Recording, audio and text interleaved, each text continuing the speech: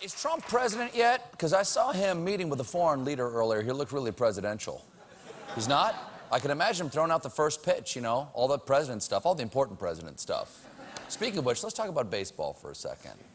That's called a segue. Now, it was an incredible play I saw in Cleveland. Let's take a look. There's a line drive, but Zach McAllister from the Indians kicks it over his shoulder, turns around, catches it.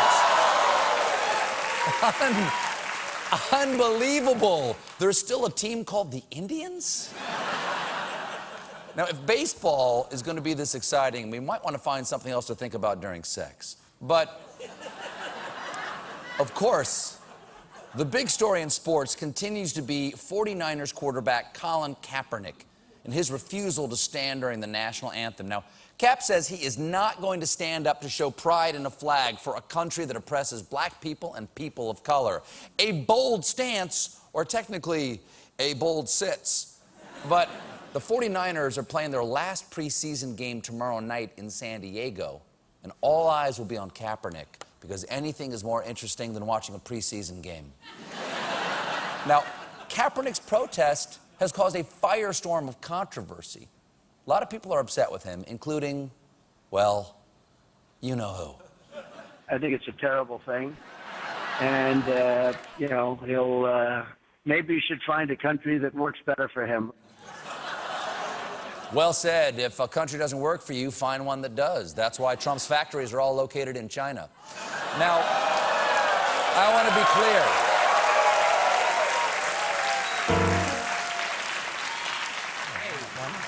Now, I want to be clear. I, Stephen Colbert, love the national anthem. I stand up when I hear it. I know the harmony to the national anthem.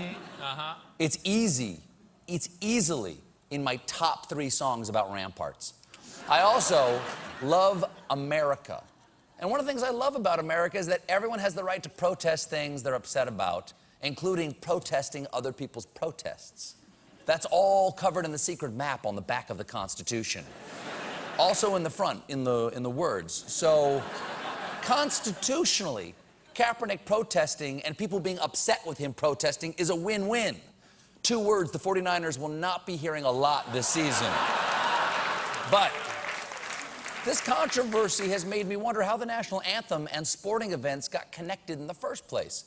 Well, interesting story. Turns out it goes back to a very strange time in American history when the Cubs were in the World Series. It was 1918. World War I was just ending, and the Cubs were the opening series. They were opening the series at home against Babe Ruth and the Red Sox. They expected a raucous crowd, but instead the papers reported that the game was perhaps the quietest on record. It was so quiet, you could hear Babe Ruth thinking about alcohol. However, there was one moment when the crowd came alive, the 7th inning stretch, when the musicians fired up the Star-Spangled Banner. That's right, the Star-Spangled Banner was the original jock jam. It's hard to understand now, but remember, at the time, the most popular form of entertainment was finding out which of your cousins had Spanish flu. Now, the Cubs realized instantly that they had a hit. And for the next 2 games, they had the band play the Star-Spangled Banner to enthusiastic crowds, and attendance went up from 19,000 to 27,000. They played the anthem at every game, and the Cubs lost. Traditions that have continued to this day. The story proves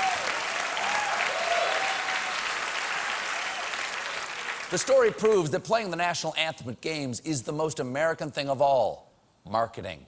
So maybe it's not that offensive to sit it out. Or if it is offensive, it should also be offensive not to buy a mattress on President's Day.